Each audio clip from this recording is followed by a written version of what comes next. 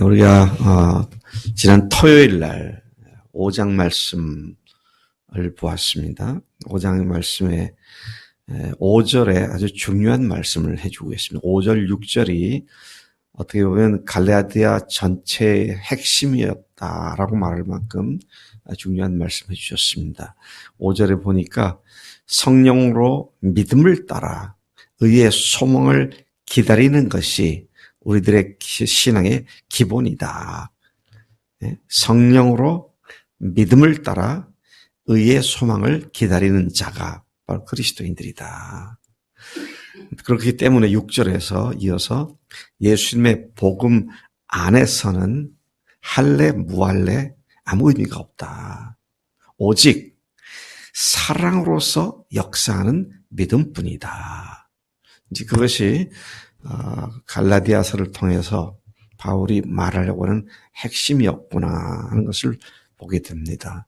율법을 강조하고 할례를 지켜야 한다는 그들에 대하여 복음을 혼잡하게 하는 것을 속상해하면서 그가 이 편지를 쑥 쓰고 있지만 결국은 그로 하여금 그렇게 흥분하게 만드는 이유가 뭐냐 할 때 사랑을 따라 역사하는 믿음의 삶이 아닌 일련의 규칙을 의무적으로 지키는 것이 그리스도인 것처럼 그렇게 율법으로 회귀하는 문제였기 때문에 그런 말을 하고 있었음을 보게 됩니다.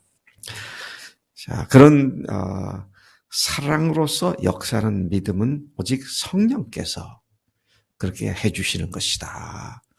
자, 그래서 그는 이제 5장부터는 성령에 관한 말을 집중적으로 하고 있음을 봅니다. 어제 우리가 각자 집에서 읽은 16절부터 26절까지에서는 그렇기 때문에 우리가 성령을 따라 행할 때 육체의 욕심을 이루지 않게 된다. 육체의 소욕과 성령은 서로 배치가 돼서 강력한 충돌을 하기 때문에 여기서는 대적하기 때문에 그렇게까지 말을 했습니다. 그렇기 때문에 그리스도인의 삶을 어렵게 만드는 것이 바로 육체가 성령을 거슬러 대적하는 일 때문이다. 그렇게 말을 하고 있죠. 그래서 성령의 인도하심을 받으면 율법으로부터 벗어나게 된다. 성령을 따라 우리가 인도하심을 받으면 즉 성령의 인도하심을 받고 순종하면 육체의 속박에서 벗어날 수 있게 된다. 그런 말씀이죠. 그러면서 육체의 일은 이런 거다. 그리고 또 뒤에서 성령의 열매는 이렇게 9가지가 있다. 그렇게 이 본문 5장 뒷부분이 말씀하고 있습니다.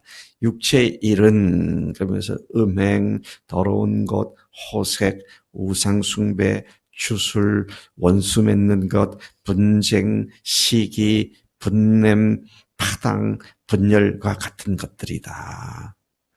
거기에 반해서 성령의 인도하심을 받는 사람들은 그들이 맺게 되는 열매가 사랑, 희락, 화평, 오래 참음, 자비, 양선, 충성, 온유, 절제다. 육체의 열매와 성령의 열매를 뚜렷하게 대조시켜서 이런 말씀을 하고 있습니다. 예수의 사람들은 그렇기 때문에 이걸 알아야 한다. 뭘 알아야 되냐. 육체와 정욕과 탐심을 이미 십자가에 못 박은 사람들이다. 근데 다시 그것을 쫓아 살려고 하느냐. 그것이 아니라 성령으로 사는 자들이다. 성령으로 행하고 헛된 영광을 구하여 서로 싸움박질하는, 서로 노엽게 하고 시기하고 투기하고 다투는 그런 일을 그리스도인들에게 합당치 않은 것이다. 다 성령을 쫓아 하지 않기 때문에 그런 일이 일어난다. 자, 그러면서 이제 오늘 본문 말씀은 6장 1절부터 10절까지는 그렇게 성령으로 인도함을 받고 사는 그리스도인들은 특히 대인 관계에 있어서 이렇게 사는 것이 성령으로 인도함을 받는 것이다.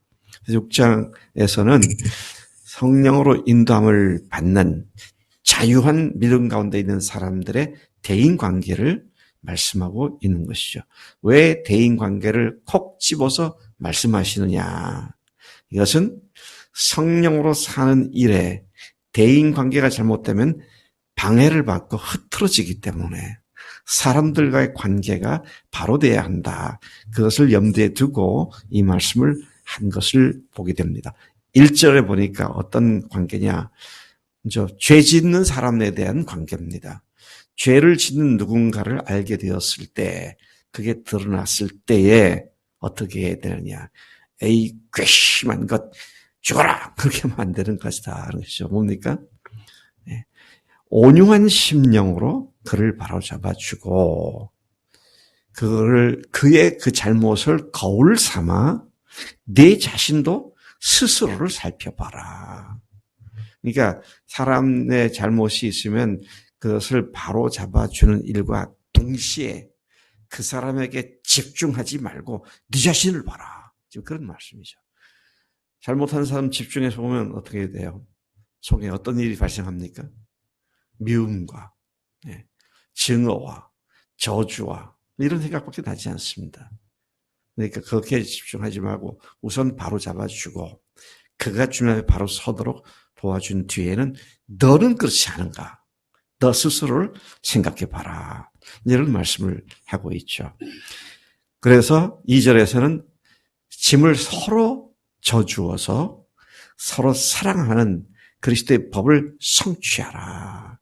결국은 다른 사람을 사랑하라. 이웃을 내 몸처럼 사랑하라. 또는 내가 너희를 사랑하듯이 사랑하라.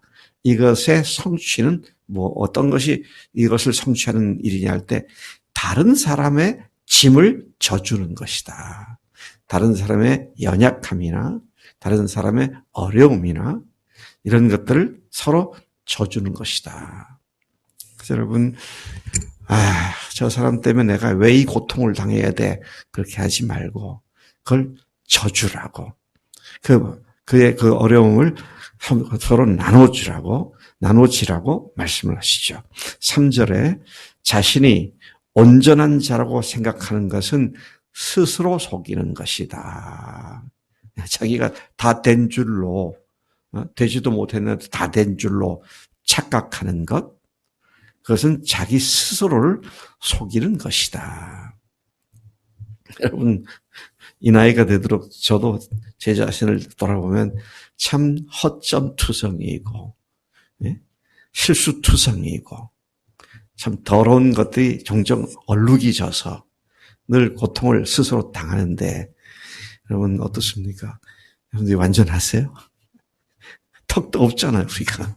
그러니까 서로 그렇게 동병상련의 아픔을 가지고 그렇게 서로를 돌아봐주고 그렇게 하라는 겁니다. 누구 잘못하면 우리가 손가락질 하잖아요. 손가락질을 해요. 현준아, 이 손가락질이 지금 누굴 향하고 있어? 이 손가락이 너를 향하고 있잖아. 근데 하나가 향하고 있지. 나머지 세 손가락은 누굴 향하고 있어? 나를 향하고 있잖아. 그래서 이게 다른 사람을 보는 데는 아주 예리한데 자기를 보는 눈은 둔해져가지고 그렇게 하면은 안 된다. 그건 사랑하는 것이 아니다. 그런 말씀을 하고 있는 것이죠. 또 자랑질하는 것에 대한 말씀도 하십니다.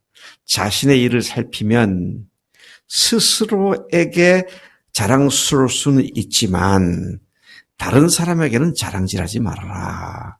그런 말씀입니다.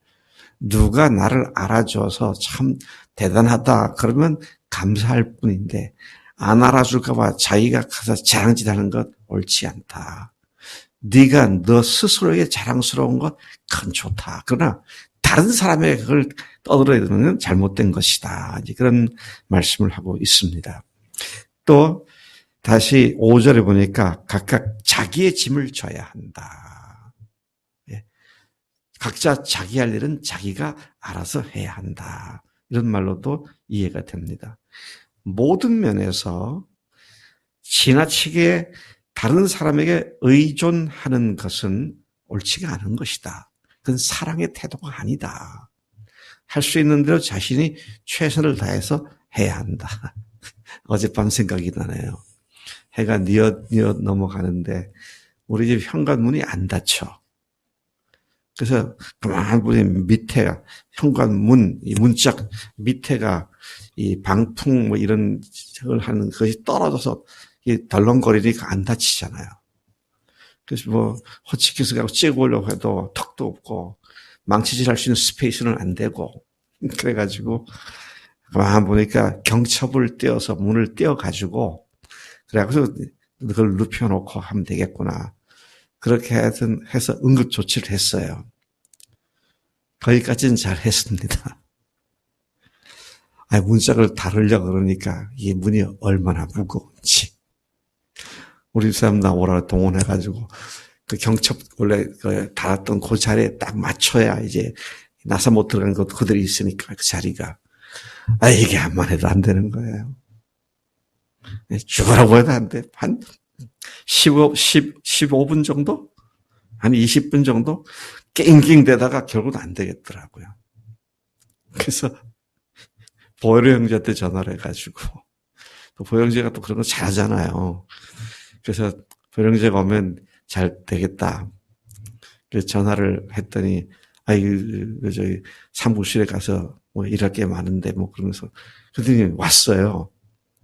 근데 오는 그 사이에 제가 낑낑거리다가 가만히 생각하니까 저 문을 어느 정도 갖다가 그 위치에다가 맞춰놓고는 밑에다가 한 5mm나 어느 정도 이게 안 올라가가지고 그 자리로.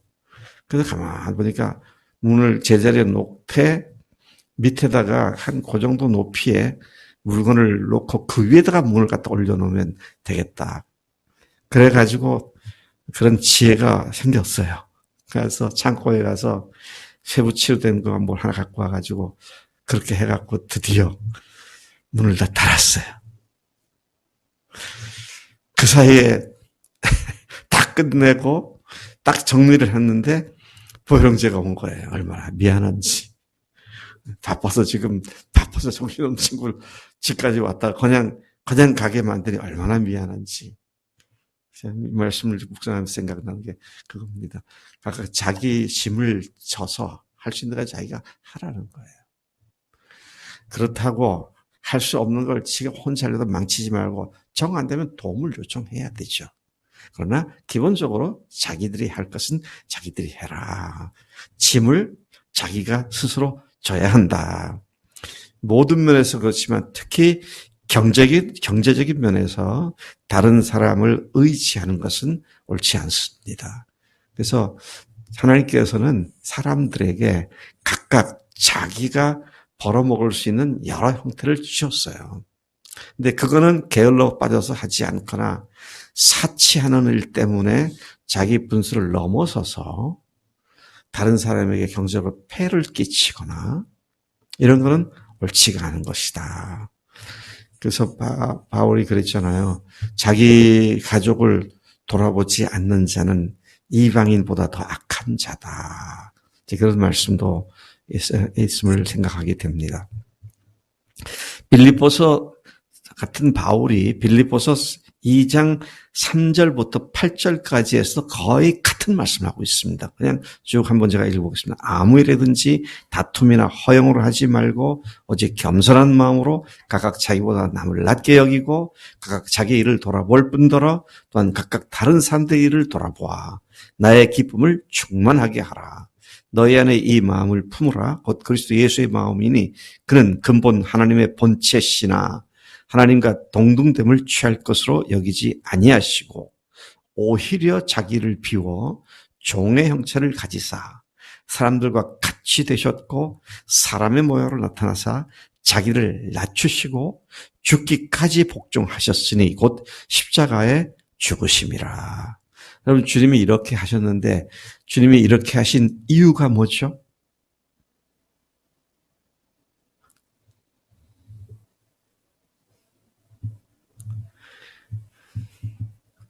율법 지키기 위해서 그러신 건가요? 그럼 뭐 때문에요? 사랑 때문이잖아요. 우리 갈라디아서 지금 바울이 계속 얘기하고 있는 것 중에 핵심적인 것이 사랑을 따라 믿음의 삶을 사는 것이다.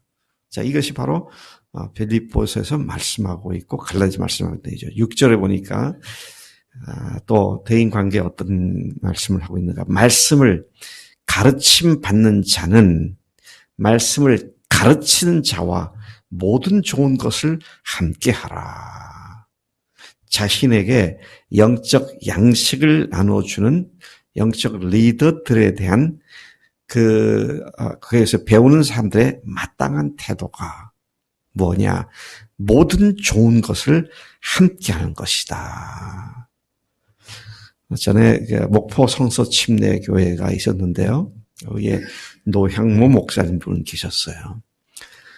제가 90년 초반에 그 교회를 몇 년 다녔었는데, 방문했었는데, 처음 가서, 그러니까 교회가 한 500명 정도 되는 성서 침례 교회인데, 여기 이런 교회가 있구나. 근데 모든 교인이 사역하는 교회더라고요. 그래서 세계 여러 나라의 선교사들을 포함해서 제가 초청장을 내서 그 교회를 방문해서 3박 4일인가 우리가 수양회를 세미나를 한 적이 있어요. 그게 다 소개하라고. 근데 보니까 그 큰 교회인데 그 당시에는 그 목포에서는 큰 교회 주게 하는데 이 양반 차가 구형 옛날 그 소나타 헌 소나타더라고요. 뭐 그렇구나. 그런데 3년 후에 가도 그 차를 그대로 타고 있어. 그래서 제가 물었어요. 목사님, 아니 교회 형편도 그렇게 어렵지 않을 텐데 이 차도 왜 안 바꾸고 이러고 있느냐고. 뭐 가다가 중간에 뭐 설만한 그런 차예요. 그랬더니 그분이 하는 얘기가 참 마음에 인상이 깊었어요. 그거요. 우리가 살려고 하면 사지요. 근데 왜 안 사냐고 그랬더니 이 말씀을 실제로 성취되는 것을 보고 싶어서 그런다고. 무슨 말씀이냐 그랬더니 교인들 중에 좋은 차를 사는 사람이 자기한테도 차를 그 사람이 사줄 때까지 내가 그런 일이 발생 안 하나 보고 있다고 그러더라고요.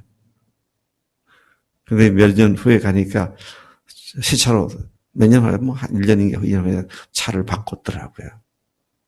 그래서 내가 이 갈라디아서 6장 6절 말씀이 성취됐습니까? 그러니까 그 간증을 해주더라고요. 그렇다고. 여러분, 우리가 나에게 고마운 일을 하는 분이 계시면 감사를 표하잖아요.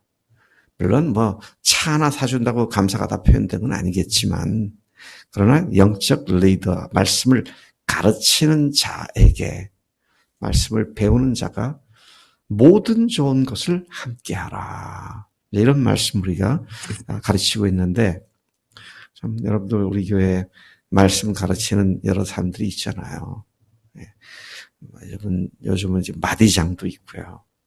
그래서 좋은 것이 있을 때는 그게 크든 작든 그래도 생각하고 나눠주려고 그러고. 네. 그래서 제가 청원교회 이덕만 목사님이 어제 저녁 늦게 선물을 갖고 왔더라고. 저녁 오후 늦게. 근데 그 동네 교인 집 하나가 포도가 되게 맛있어. 그 포도 한 상자하고 또 하나는 무슨 포도? 샤인 포도? 이런 뭐 있죠? 어? 샤인 머스켓 포도? 네. 그걸 또 한 상자 갖고 왔어. 근데 그다음에 고구마를 캤다고 고구마도 한 상자 갖고 오고 교인이 햇살을 줬다고 햇살도 하나 갖고 오고 그 목사가 나한테 빚진 거 없거든요. 근데 좋은 거 있으니까 전화로 언제 교회 집에서 들어오냐고 해서 왜 그러냐 오려고 해서 오지 말라고 내가 갈게 그랬더니 아니라고. 시민교회도 있으니까 갖고 오고 있다고. 근데 갖다 주는 그 마음이 얼마나 기분 좋은지 내가 이렇게 그 모습을 보면서 참 기쁨으로 저렇게 하니까 참 좋다. 그런 생각이 들더라고요. 자, 그 다음에 7절부터 10절까지 이제 말을 줄이겠습니다. 육체를 위해 심는 자와 성령을 위해 심는 자를 대조시켜 말하고 있죠. 육체를 위해 심는 자는 육체로부터 썩어질 것을 거둔다. 성령을 위해 심는 자는 성령으로부터 영생을 거둔다. 이렇듯 하나님은 심는 대로 거두게 하시는 분이다. 하나님께서는 비웃음을 받지 않는 분이시다. 여기에는 어떻게 표현되어 있느냐면 하나님은 업신여김을 받지 아니하신다. 영어로는 mock라고 써요. M-O-C-K, mock가 보면 비웃음을 받다, 비웃는 자다. 그래서 여러분 새 중에 mockingbird가 있어요. mockingbird가 새 소리 들어보면 꼭 비웃는 것 같아. 우리 집에도 들려요. 봄 때가 되면. 저는 우리나라에도 머킹버드가 있구나. 굳이 우리말로 번역하면 비웃음새? 조롱새? 그렇게 얘기를 할 수 있겠다 싶은데, 그렇게 하나님은 비웃음 받으실 분이 아니시다. 뭐 때문에? 심지도 안 돼서 거두게 하시는 그런 분 아니시다. 심는 대로 거둔다. 육체를 위해서 심으면 어떻게 됩니까? 육체로부터 썩어질 것을 거두고 성령을 위해 심는 자는 성령으로 말미암아 영원한 생명을, 영원한 것을 거두게 된다. 그러니까 스스로 속이지 말아야 한다. 투자하지 않고 얻으려는 도둑놈의 심보를 가져서는 안 된다. 이런 말씀과도 같은 말씀이 되죠. 그래서 여러분 새벽에 나와서 열심히 기도하고 열심히 말씀을 묵상하고 그런 것들이 다 육체가 아닌 성령을 위해서 거두는 심는 것이 있다는 것이죠. 9절, 특히 영혼들을 섬기는 선하고 귀한 일을 함에 있어서 낙심하여 포기하는 일이 없어야 한다. 성령을 위해서 성령으로 심는 자들이 종종 그렇게 하다가 에이씨, 이거 안 할 거야. 뭐 이렇게 하는 수가 있고 포기하는 데가 있는데 그렇게 하지 말아야 한다. 포기하지 않고 계속 영혼 섬기는 일을 위해 열심히 씨를 뿌리고 그들을 도살펴주고 세워주는 일은 반드시 때가 되면 그 열매를 거두게 된다. 그렇기 때문에 10절, 우린 다른 사람들을 섬길 수 있는 기회를 얻을 때면 모든 사람에게 착하고 선한 일을 해야 한다. 그런데 믿음의 가정들에 더욱 그렇게 해야 한다. 그렇게 말씀하시죠. 그래서 우리가 오늘 6장 1절부터 10절까지에는 성령의 인도함을 따라 사랑의 원리로 사는 사람들의 대인관계가 어떠한 것이야. 여러분 수시로 이 부분에 돌아와서 내가 사람들과 사랑의 원리로 지금 관계 맺고 살고 있나, 아니면 내 육신대로 관계를 맺고 있는가, 아니면 율법처럼 그냥 의무적으로 그렇게 하고 있는가, 이런 것들을 늘 살펴서 성령께 속히 돌아가 회개하고 성령에 따라서 사랑으로 관계 맺는 그런 삶이 되기를 축복합니다. 하나님 아버지 감사합니다. 이 아침에 참으로 우리 그리스도인 모두에게 해당되는 기본적인 삶의 원리, 그것이 일련의 율법과 규칙을 지키는 것이 아니라 성령님의 인도하심을 따라 사랑으로 살아가는 삶의 원리를 다시 일깨워주시니 감사합니다.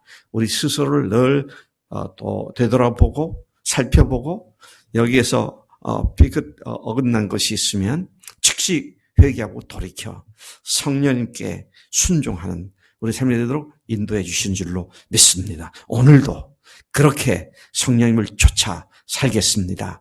감사합니다. 예수님의 이름으로 기도를 쌉나이다. 아멘, 아멘.